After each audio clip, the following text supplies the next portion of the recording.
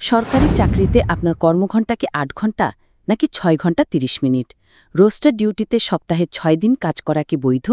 আর কখন আপনি ওভারটাইম বা অধিকাল ভাতা পাবেন? সাপ্তাহিক ছুটি ২ দিন হওয়ায় আপনার কাজের সময়ে কি পরিবর্তন এসেছে? এই সব প্রশ্নের উত্তর নিয়েই আজকের এই ভিডিও।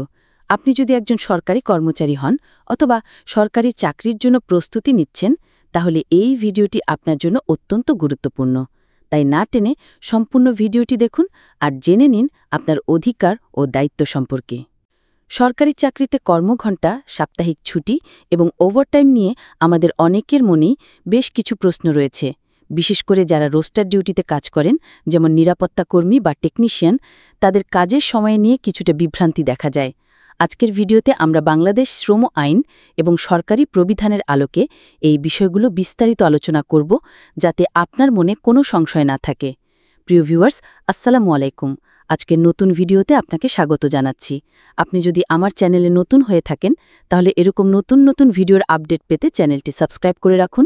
ভালো লাগলে লাইক, কমেন্ট করুন আর সম্পূর্ণ ধারণা পেতে পুরো ভিডিওটি না টেনে দেখুন। তাহলে শুরু করা যাক। কর্মঘণ্টা আসলে কি? সহজ ভাষায় কর্মঘণ্টা হল একজন কর্মচারীর জন্য নির্ধারিত কাজের সময়। বাংলাদেশ শ্রম আইন ২০০৬ অনুযায়ী একজন শ্রমিকের জন্য দৈনিক কর্মঘণ্টা ৮ ঘণ্টা এবং সাপ্তাহিক কর্মঘণ্টা ৪৮ ঘণ্টা নির্ধারিত। তবে সরকারি, আধা সরকারি এবং স্বায়ত্তশাসিত প্রতিষ্ঠানের ক্ষেত্রে এই নিয়ম কিছুটা ভিন্ন। বর্তমানে বাংলাদেশে সরকারি কর্মচারীদের জন্য সাপ্তাহিক কর্মঘণ্টা ৪০ ঘণ্টা নির্ধারিত। সপ্তাহে ৫ দিন অফিস হওয়ায় দৈনিক ৮ ঘণ্টা করে কাজ করতে হয়। সাধারণত অফিসের সময়সূচি সকাল ৯টা থেকে বিকেল ৫টা পর্যন্ত হয়ে থাকে। এই ৮ ঘণ্টার মধ্যে দুপুর ১টা থেকে ১টা ৩০ পর্যন্ত নামাজের এবং মধ্যাহ্নভোজের জন্য ৩০ মিনিটের বিরতি অন্তর্ভুক্ত থাকে। তবে বিদ্যুৎ ও জ্বালানি সাশ্রয়ের মতো বিশেষ পরিস্থিতিতে সরকার এই সময়সূচি পরিবর্তন করার ক্ষমতা রাখে। যেমন ২০২২ সালের ১৫ নভেম্বর থেকে অফিসের সময় সকাল ৯টা থেকে বিকেল ৪টা পর্যন্ত করা হয়েছিল। আবার পবিত্র রমজান মাসে সেহরি ও ইফতারের সময় বিবেচনা করে অফিসের সময়সূচি পুনর্নির্ধারণ করা হয়। ৮০ দশকে সরকারি কর্মচারীরা সপ্তাহে মাত্র একদিন ছুটি পেতেন এবং তাদের কর্মঘণ্টা ছিল সকাল ৮টা ৩০ মিনিট থেকে দুপুর ২টা ৩০ মিনিট পর্যন্ত, অর্থাৎ দৈনিক ৬ ঘণ্টা ৩০ মিনিট। সেই হিসেবে সপ্তাহে মোট ৩৯ ঘণ্টা কাজ করতে হতো। বর্তমানে সপ্তাহে ২ দিন ছুটি থাকায় কর্মঘণ্টা বেড়ে দৈনিক ৮ ঘণ্টা হয়েছে। এখন প্রশ্ন হল, যেসব দপ্তর ২৪ ঘণ্টায় সচল রাখা প্রয়োজন, যেমন হাসপাতাল বা নিরাপত্তা সংক্রান্ত বিভাগ, সেখানকার কর্মচারীদের কর্মঘণ্টা কেমন হবে? বিশেষ করে নিরাপত্তা কর্মী বা টেকনিশিয়ানদের ক্ষেত্রে, যারা প্রায়ই রোস্টার ভিত্তিতে কাজ করেন, তাদের কাজের সময় নিয়ে কিছুটা বিভ্রান্তি দেখা যায়। উত্তর হল হ্যাঁ, জনস্বার্থ এবং প্রতিষ্ঠানের প্রয়োজন অনুযায়ী রোস্টার ডিউটি এমনভাবে সাজানো যেতে পারে। তবে এখানে মূল শর্ত হল, কোনো কর্মচারীকে দিয়ে সপ্তাহে ৪০ ঘণ্টার বেশি কাজ করানো যাবে না।